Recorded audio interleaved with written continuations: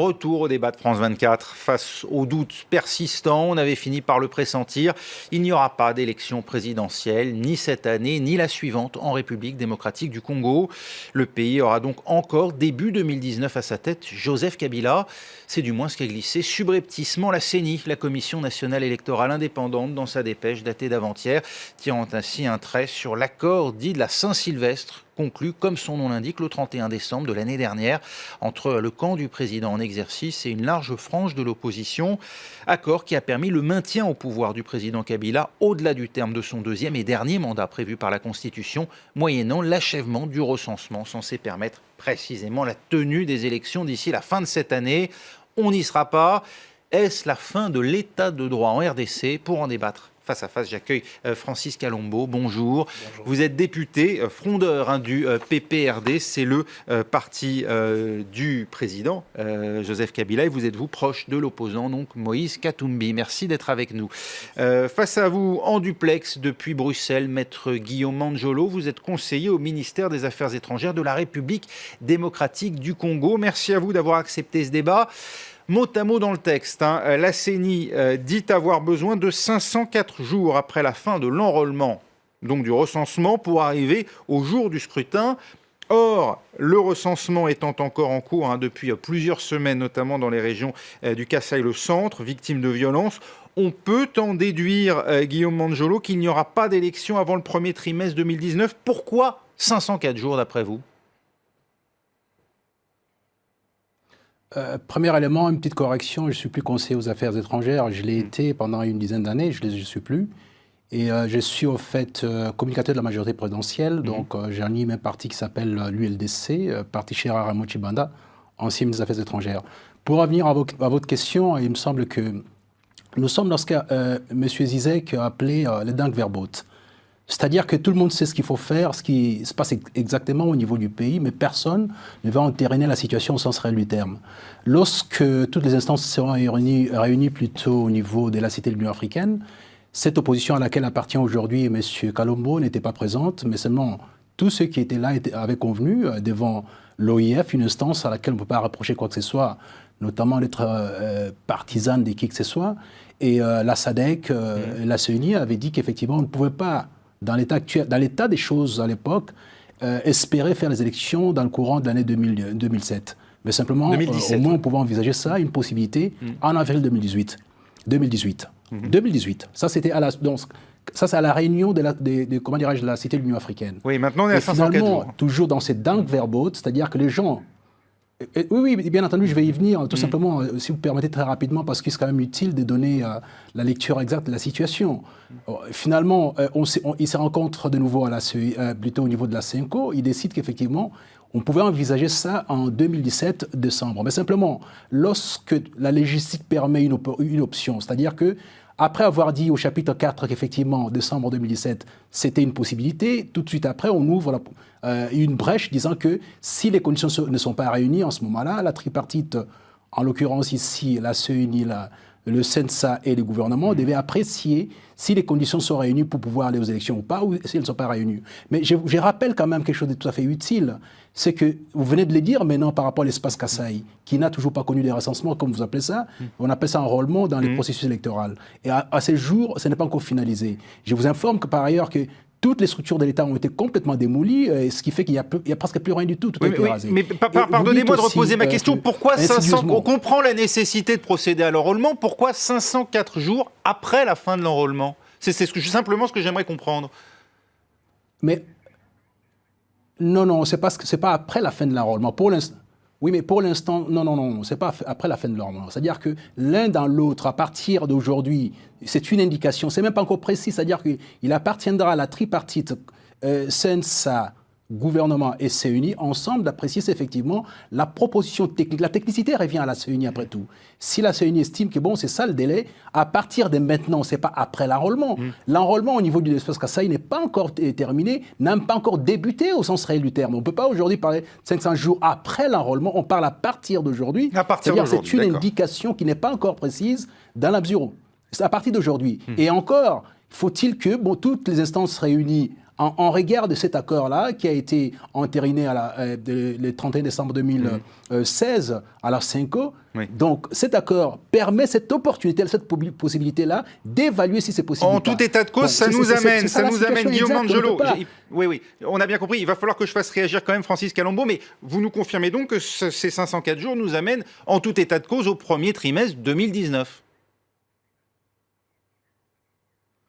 Dans l'hypothèse actuelle, dans l'état actuel de la situation telle que cette indication, ce n'est qu'une indication pour l'instant, ce n'est pas une précision. La CNU n'a pas proclamé quoi que ce soit. La CNU a eu une sorte de discussion avec les partis politiques, avec la société civile, a indiqué qu'effectivement, techniquement sur le terrain, un certain nombre d'aléas jalonnent la situation, beaucoup d'aspérités des reliefs, et par conséquent, il va falloir tenir compte de ces éléments-là, de sorte à ce qu'on puisse faire de très bonnes élections. Alors, partant de là, il a dit une possibilité, l'horizon 504 jours est tout à fait possible, mais encore faut-il que les instances habilitées en regard de l'accord puissent statuer là-dessus. Ce n'est pas encore le cas, on ne peut pas aller vite en besogne. Il y a des gens qui veulent absolument en découdre le plus rapidement possible. Ce n'est pas indiqué et ce n'est pas conseillé. Ça reste de l'ordre de l'hypothèse, nous dit donc Guillaume Mangiolo, avec tous les conditionnels d'usage.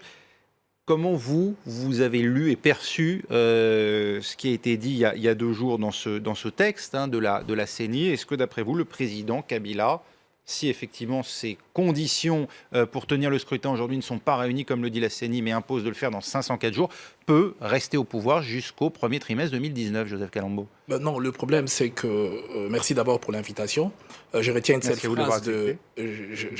phrase de Guillaume, c'est que tout le monde sait ce qu'il faut faire, mais jamais ils le font. Mais je tiens à lui rappeler que le peuple congolais sait ce qu'il doit faire. C'est l'application de l'article 64, puisque Joseph Kabila n'organisera jamais les élections en République démocratique du Congo. C'est la conviction que vous avez maintenant? Vous dites? C'est la conviction que vous avez maintenant.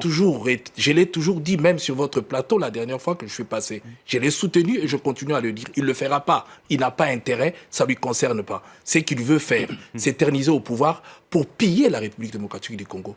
Et dans quelques mois, le 25 octobre, il y aura cette signature qu'il va faire avec le Qatar pour vendre pendant 50 ans le port des bananes. C'est ce qu'il veut rester faire. Tout piller, tout torpiller. Et voilà. Aujourd'hui, je tiens à vous dire que la CENI a lamentablement échoué. Ils doivent démissionner. Et d'ailleurs, l'accord de Saint-Sylvestre réclamait le réforme de cette CENI. Le président de la République a échoué aussi.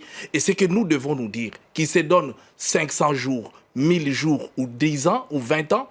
Mais le 31 décembre, le peuple congolais va les chasser. L'occasion leur avait été donnée pour qu'ils puissent partir calmement, avec toute dignité. Mais je crois qu'ils ont raté cette occasion. Au 31 décembre, ils partiront, qu'ils veulent ou pas, puisque le Congolais n'ont jamais reçu de cadeaux de personne. L'indépendance, c'est aux Congolais d'accélérer le mouvement. Bien sûr, l'indépendance, nous l'avons obtenue fruit d'un combat que nos ancêtres ont mené sans armes. Et je tiens à vous dire que la dictature de Mobutu, la même chose, il a été chassé. Et la rébellion de 98 a été bloquée à Kinshasa par des Congolais sans armes. Et le 31 décembre, on va les chasser. On n'a même pas besoin des armes qui viennent avec le char de combat ou quoi que ce soit. Ils partiront de force ou de gré. C'est ce qu'il nous reste à faire. Il n'y a plus à tergiverser. Là, ils ont montré la mauvaise foi, qu'ils ne vont jamais faire des élections. Et ce qui fait mal, c'est quoi? On peut chercher à rester au pouvoir, mais si on travaille pour l'intérêt du pays, c'est autrement.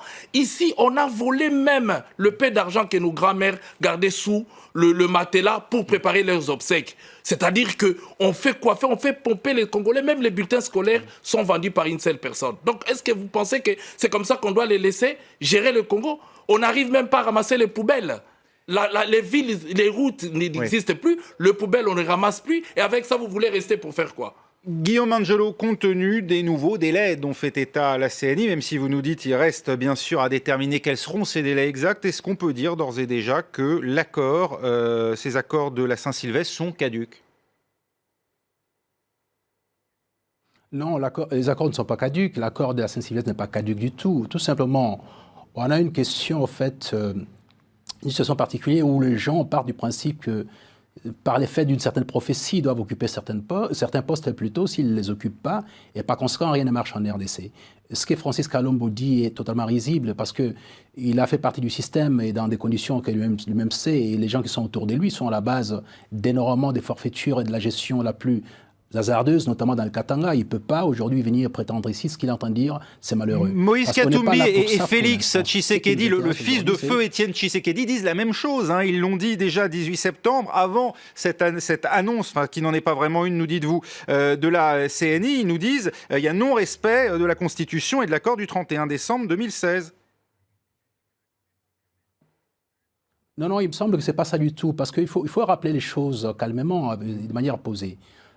En ce qui concerne l'accord et la Constitution, il appartient, en ce qui concerne la Constitution particulièrement, il appartient à la Cour constitutionnelle de pouvoir interpréter si les règles sont respectées ou pas. Et en l'espèce, la Cour constitutionnelle a interprété de manière tout à fait juste. Et d'ailleurs, il y a eu une grande conférence au niveau de Paris avec un certain nombre de juristes assez outillés qui ont dit qu'effectivement, l'article 70 prévoit qu'en son alinéa 2, que les chefs d'État restent en place jusqu'à ce qu'une élection soit faite. De la même façon, pour le Sénat, que personne aujourd'hui n'évoque, et M. Kengo est là depuis quasiment 10 ans, après avoir fait un mandat supplémentaire de 5 ans, alors que c'est sur pied de la Constitution. Donc personne ne peut...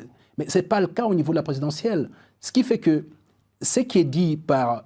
À la limite, je peux encore écouter M.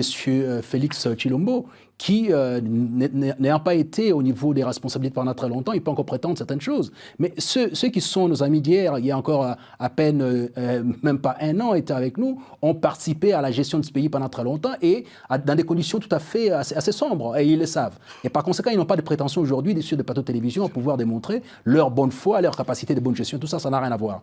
Mais ce qu'il faut remarquer ici, c'est qu'on ne peut pas aller à la déflagration, à la fracture de la République. Nous sommes un pays particulier, qu'on ne puisse pas comprendre, croire que la RDC, c'est n'importe quel pays. Nous sommes un pays particulier. Grâce à Joseph Kabila, par exemple, entre 1998 et 2001, on a réuni un pays qui était morcelé en trois branches. Qu'on se souvienne. Ce qui se passe aujourd'hui au niveau de la Libye doit nous rappeler à la raison en permanence. C'est vrai qu'il faut des élections absolument. Donc vous nous dites en gros, mais dans quelles conditions ? Oui, vous nous dites en gros le pays est menacé de morcellement et de balkanisation si on ne laisse pas effectivement l'élection aller à son terme normal. En gros, le président restait jusqu'au premier trimestre 2019 si la CNI le juge nécessaire. Je vais demander quand même à Francis Kalombo de réagir à ce que vous venez de dire. Un mot également peut-être, Francis Kalombo. Au terme de cet accord de la Saint-Sylvestre, l'opposition participe aujourd'hui au pouvoir. Un Premier ministre issu de Séran, Bruno Tshibala, occupe aujourd'hui les fonctions de Premier ministre. Doit-il démissionner ? Donc le problème, c'est que ce n'est pas un opposant qui participe. Donc l'accord n'a jamais été appliqué. Vous ne le considérez pas comme opposant ? Non, l'accord n'a jamais été appliqué. Samy Bandibanga lui-même avait occupé le poste précédemment. L'accord n'a jamais été appliqué, mais avec la bénédiction d'Étienne Tshisekedi. Je réplique rapidement ce que je ne peux pas lui laisser. Moïse Katumbi a géré les Katanga. Tout le monde l'a dit bravo. La preuve, aujourd'hui, ils sont incapables de faire même le 1/10 de ce que Moïse Katumbi faisait. Donc, ils doivent se taire lorsqu'ils veulent parler du Katanga. Mais eux qui gèrent toute la République démocratique du Congo, quel est le bilan de la gestion de la République démocratique du Congo ? Allez même dans le Bandundu, allez à l'Équateur, vous verrez la misère du peuple congolais, même à Kinshasa. On a construit une école... On a construit une école à 5 millions dans ma circonscription électorale à Bumbu. Oui. Allez voir les bâtiments, 5 salles de classe, 5 millions de dollars. C'est du vol. Ces gens pillent le pays. Quelle doit être, d'après vous, la réaction aujourd'hui de ceux qui, membres de l'opposition, ont accepté de collaborer de près ou de loin à cet accord de la Saint-Sylvestre ? Vital Kamerhe, Bruno Tshibala, que doivent-ils faire ? Je pense que Vital est lié à Kabila. Ça, il ne faut même pas compter avec lui. Mais sauf que les autres, nous leur donnons jusqu'au 20 décembre de pouvoir s'amender de rejoindre les camps du peuple. Il existe un camp du peuple. Faute de quoi ? Faute de quoi ? Écoutez, ils seront balayés le 31 décembre avec les autres. Vous appelez à des manifestations à partir du 20 ? Non, ils ont jusqu'au 20 pour s'amender, rejoindre les camps du peuple. En ce moment-là, le 31 décembre, écoutez, ils pourront participer avec les autres. Dans le cas contraire, tous ceux qui resteront jusqu'au 31 décembre, ils seront balayés. Donc, il n'y aura pas d'autre choix. Le peuple congolais doit savoir une chose. Personne ne leur fera du cadeau. Personne ne viendra le faire à leur place. Ils doivent s'autodéterminer. Il est grand temps. Vous ne craignez pas des morts et des affrontements comme il y en a eu dans le passé ? Vous savez combien on tue aujourd'hui au Congo ? Tous les jours, on tue. Tous les jours, dans des hôpitaux parce qu'il manque de médicaments. Dans des écoles, des autres sont des chômeurs parce qu'ils ont faim. Allez dans des pays voisins, vous verrez combien de réfugiés sont des Congolais. C'est inadmissible la situation des Congolais. Oui. La situation des Congolais aujourd'hui. Dans les écoles, ça pue. Les Congolais aujourd'hui souffrent de telle manière que même à l'époque de Mobutu, c'était mieux. Donc les gens commencent même à préférer que Mobutu revienne. Vous pensez que ça, ce n'est pas la mort? On tue tous les jours. Et nous pensons qu'il est grand temps qu'au 31 décembre. Mais vous savez, ça, les tueries, les Congolais n'auront plus peur de ça, puisqu'ils ont vécu. L'indépendance, nous l'avons gagnée. Entre 4 et 6 millions de morts. Alors, Oui, l'indépendance, nous l'avons gagnée. La dictature de Mobutu, la population a gagné. Et aussi, la rébellion de 98, la population a fait échec. Maintenant encore, la dictature de Kabila, la population finira toujours par gagner. On ne peut plus régner par défi. Au jour d'aujourd'hui, il partira parce que ce qu'il fait aujourd'hui, il ne fait que piller le pays. Le passeport, le permis de conduire, le bulletin scolaire. On a compris ce que vous voulez Tous dire. les jours, on fait... Les banques n'en parlent même pas. Vous l'avez dit. Alors, maintenant, l'État est saigné à blanc par un groupe d'individus, même pas 1000. Oui. Il n'a même pas 1000 personnes. Alors, est-ce qu'ils vont faire peur à 80 millions de Congolais? Il est grand temps qu'on se mette debout, qu'on comprenne une chose, la liberté, on la gagne. Ça ne se donne jamais. Le peuple, au 31 décembre, doit se libérer parce que l'article 64 leur donne cette autorisation. L'ONU s'inquiète en tout cas de la situation, puisque déjà cette semaine, le Conseil de sécurité des Nations Unies s'est réuni à propos de la situation en RDC, en présence du représentant de l'ONU à Kinshasa, Maman Sidikou. Alors, on va voir peut-être ces propos. L'accord politique de décembre 2016 est la seule voie viable pour créer les conditions nécessaires à la tenue d'élections crédibles et apaisées en République démocratique du Congo. À l'heure actuelle, la publication d'un calendrier électoral réaliste, l'établissement d'un budget pour la tenue des élections, la mise en œuvre de mesures de décrispation et la garantie du respect des lois et libertés fondamentales sont les principales conditions à remplir pour faire avancer le processus politique. Il faut donc respecter l'accord, dit Maman Sidikou, mais qui pose également la question du sous-financement de l'organisation du scrutin. Il n'y a pas assez d'argent, Guillaume Manjolo, pour voter. Effectivement, parce que oui, il y a les efforts du gouvernement. Ce sont des efforts individuels, en fait, qui reviennent au gouvernement au jour d'aujourd'hui, parce que tous les partenaires qui avaient promis énormément des choses, des fois, on ne pas. Ça aussi, il faut les relever, parce que c'est un peu trop facile. Mais laissez-moi revenir d'un pas sur ce qui a été dit par Francis Kalombo. Vous savez, vous passez de la posture à la forfaiture.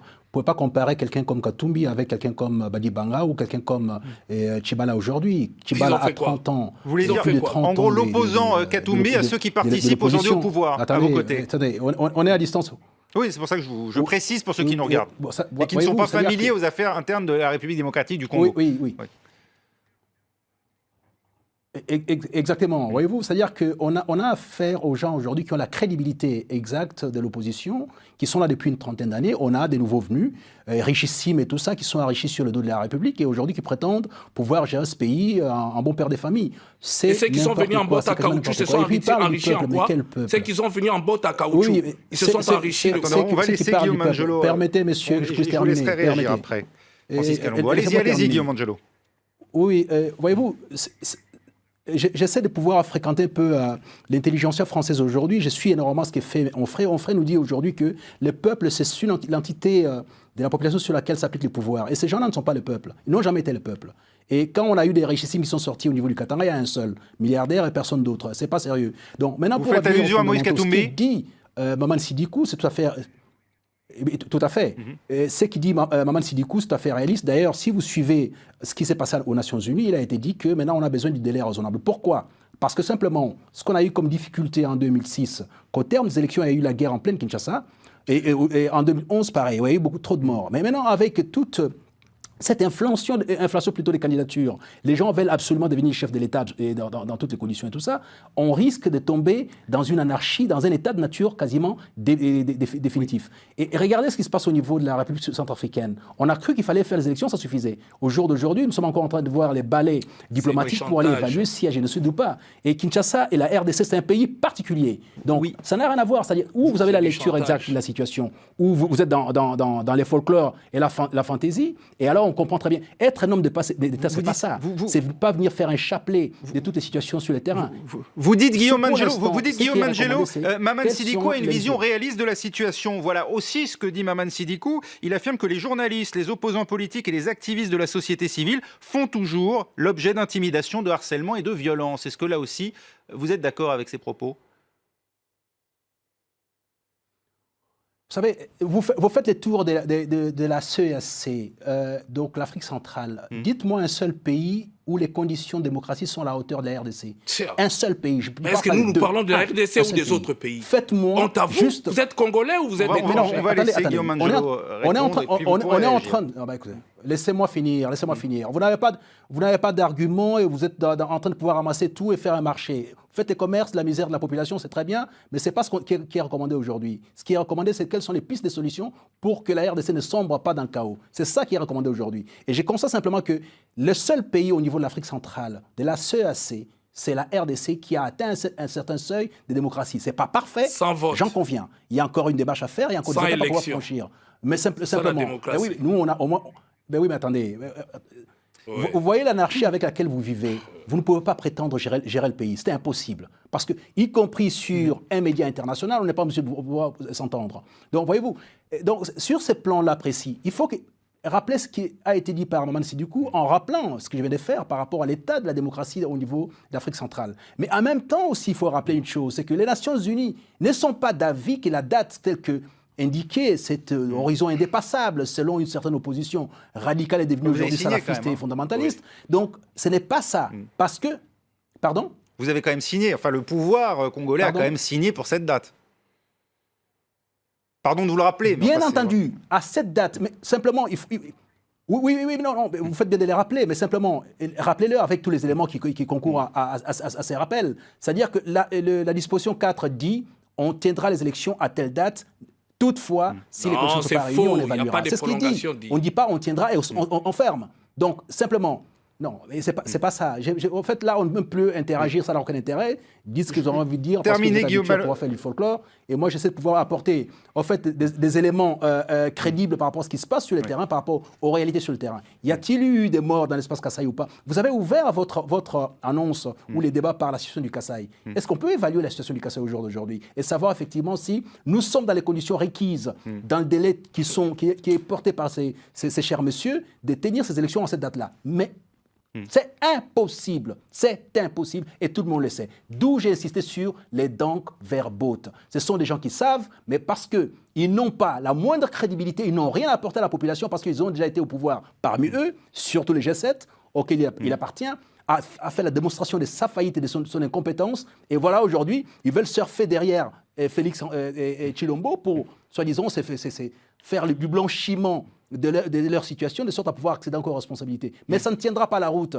C'est de la fantaisie du folklore et de la forfaiture. Ça ne marchera pas. Merci Guillaume Angelo. Francis Kalombo, vous critiquez en termes extrêmement virulents aujourd'hui le pouvoir de Joseph Kabila. Vous l'accusez entre autres de corruption, de piller le pays. Ce sont vos mots et vous le menacez d'ailleurs de devoir quitter dans la violence le pouvoir s'il lui-même n'accepte pas d'organiser l'élection avant fin 2017. Vous avez pourtant vous-même contribué aussi à ce pouvoir en tant que membre du PPRD. De quand date finalement cette lucidité que vous dites aujourd'hui avoir sur ce pouvoir? Vous savez, contrairement à Guillaume, moi j'ai trimé. J'ai été aux côtés de Joseph Kabila. J'ai sillonné le monde pour pacifier ces pays. Il n'était pas là. Et je le fais avec bec et ongle. On a pris des avions qui pouvaient tomber. J'aurais pu laisser ma vie. Et j'ai risqué même de mourir, même dans la dernière minute. Moi, j'ai des choses à dire, mais je n'ai jamais volé un seul rond de l'État congolais. Je n'ai jamais été ministre, ni mandataire, ni touché de l'argent.